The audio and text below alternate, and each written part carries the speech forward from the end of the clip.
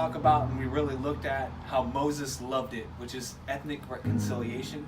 Now I want to talk about something that we've all probably heard over and over again and never really put a lot of thought into, which is this story in John 4 where Jesus is meeting unsuspectedly this woman at a well, and we all think, oh, he's just met a woman at the well. Why is everyone making such a big deal out of this? I run into people all the time I don't want to at Walmart. It's so much deeper than just unexpectedly running into somebody you didn't expect to see there.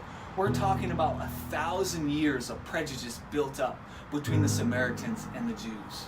We're talking about a people that after the Babylonian captivity, that they went to the Jews and they said, we want to help you reestablish and rebuild the temple as a Jewish people, and the Jewish nation declined their offer, and the Samaritans took this to heart, so much so that they went to the Persian king and used all their influence they could to prevent the Jewish people from reestablishing themselves. So this is so much more than just Jesus unexpectedly running into a woman at a well.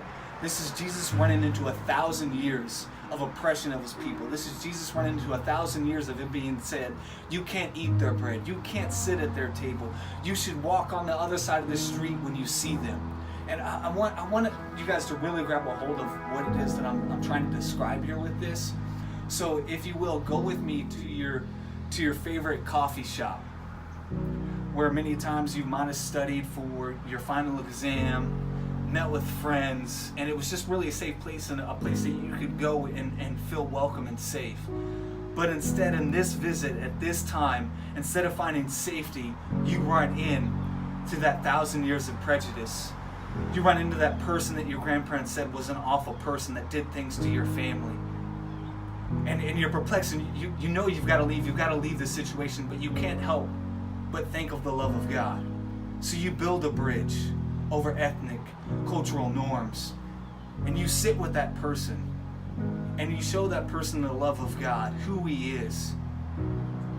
Through you overcome all those social norms that your parents told you not to have, those thousands of years of prejudice that's been built up, and you form a relationship.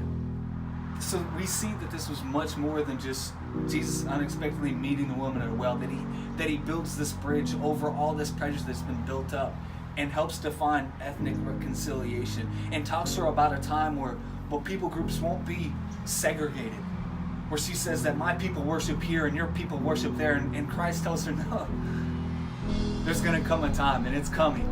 He describes the church as he sees it in heaven and says that all people worship God together, that worshipers will worship in spirit and in truth. It won't be at this place and it won't be at this place, that it'll be all people coming together worshiping and honoring God.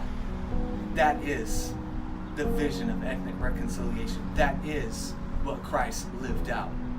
Let us live it out. Ethnic reconciliation.